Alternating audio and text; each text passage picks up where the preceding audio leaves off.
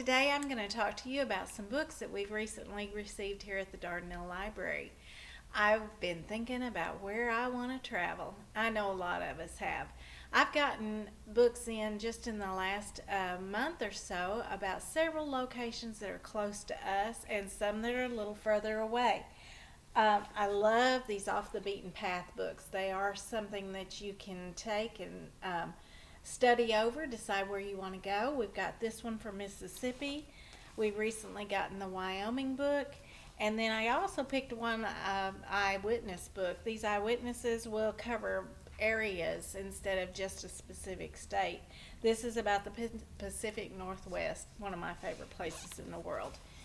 All right, I also want to talk to you about some new books that have tie-ins, and I wanted to bring to your attention that we have got a prequel to the Pillars of the Earth series. Any of you that have put your time and effort into reading Ken Follett's Pillar of the Earth and know that they are excellent books, you're going to want to read this one. This is the evening and the morning, and it takes place in 953, I believe, up until about 1030. And if you are familiar with Follett, you know he will follow a specific family and their history and how it relates to the church, the community, the business that they're in. There's always going to be a number of people that are in the cast, not all family members, but they will eventually tie together.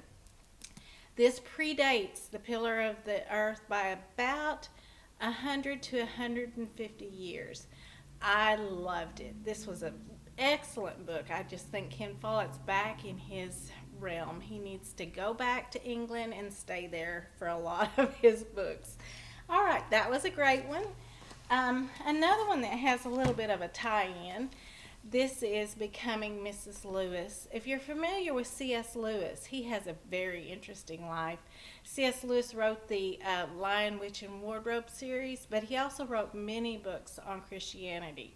And this is a novel, his life when he was about 50, 55, and he met up with a lady and started a correspondence through mail. She was his pen pal, and she was from upstate New York.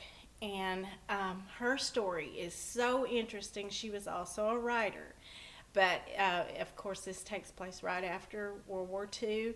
And so it's got a lot of tie-ins to that time frame in Europe. Most of the story does take place in Europe. So this is a great story if you like World War II stories, if you like C.S. Lewis, if you just like a biography, but you want something that has a little more meat to it, a little more fiction. This is a great book for you to read.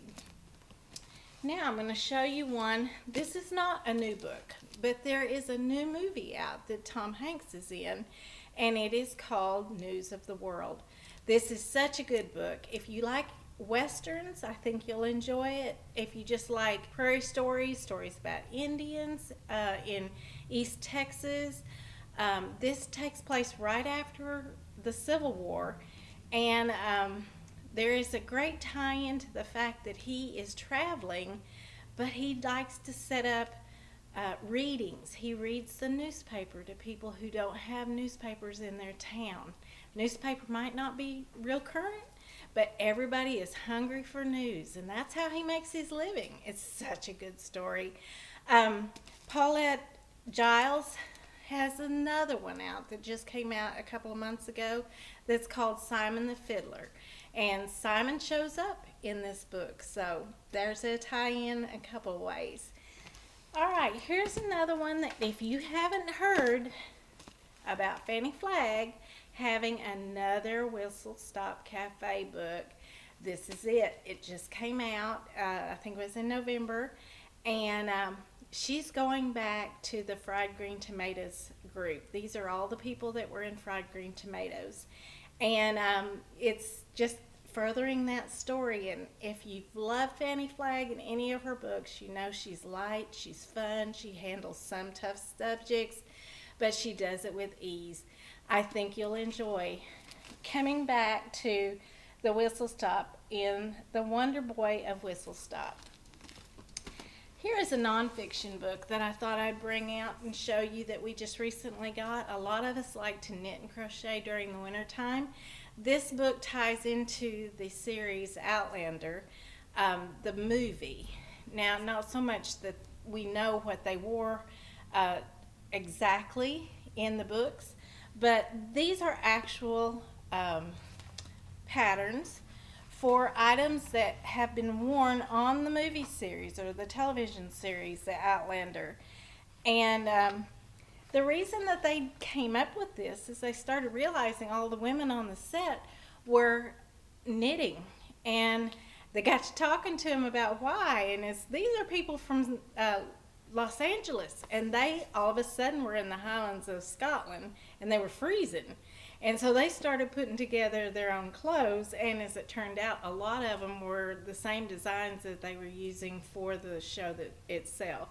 So this gives you a number of options. They're just beautifully photographed, and they are really nice.